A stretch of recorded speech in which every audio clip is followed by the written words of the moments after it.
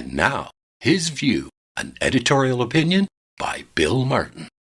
Recent polls suggest the Liberals under Mark Carney have overtaken the Conservatives. In fact, some polls suggest the Carney Liberals could win a majority government. That is a massive turnaround in a rather short time. It was only weeks ago when Pierre Poilievre's fortunes were at a peak. He was hungry for an election, and the polls then suggested a large majority of Canadians wanted the same. At the time, I made the point that an election was his to lose. All he had to do was keep quiet. In truth, there were a few more things that he should have done, such as stop his infuriating use of demeaning nicknames. His Trump-like habit made him look like a wannabe bully, but he just doesn't have the stature of a bully. He also needed to stop pounding the drum of carbon tax. While it was the Achilles heel that finally brought down the arrogant Justin Trudeau, Poilievre seemed to have nothing else in his arsenal. The carbon tax was the issue, and he successfully brought it down. But once it was gone, it was gone. Canadians were generally grateful, but with the demise of the hateful tax, Poilievre needed to offer reasons why he should be Prime Minister. It was no longer sufficient to blame Trudeau. The tax was no longer an issue, and Poilievre became a voice in the wilderness, bleating about the carbon tax and trying to make it stick to the new leader, even though Prime Minister Carney vowed that he would dump the concept.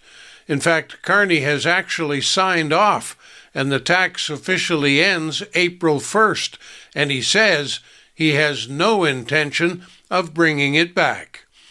Poilievre should have been proud to bask in the glory as the great carbon tax slayer.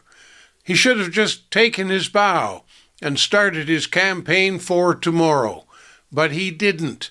He can't let go of the tax. He apparently can't see that Canadians have moved on. They are now looking at Trudeau's replacement. They do not want a repeat of the arrogance, nor the heavy-handedness, and especially not the dramatically unethical with the repeated meaningless apologies.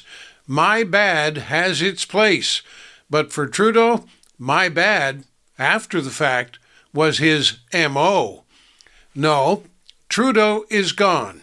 The carbon tax is gone, and Canadians want to review their current options. Carney is offering a fresh start, and Poilievre is demanding they vote for yesterday. Somebody in that party has to tell the man that yesterday is already gone. The nicknames are now demeaning only to him. His lack of respect for others is costing him respect from Canadians. If you do not respect people because they don't align with your beliefs, you do not respect their right to have their own beliefs. We do not have to agree, but we should never disrespect. As I said earlier, we all told Poilievre that he won the war on carbon tax, but obviously that is all he had to offer. Now he is a clanging gong from the past, a past that gets older each and every day. At least, that's my view. I'm Bill Martin.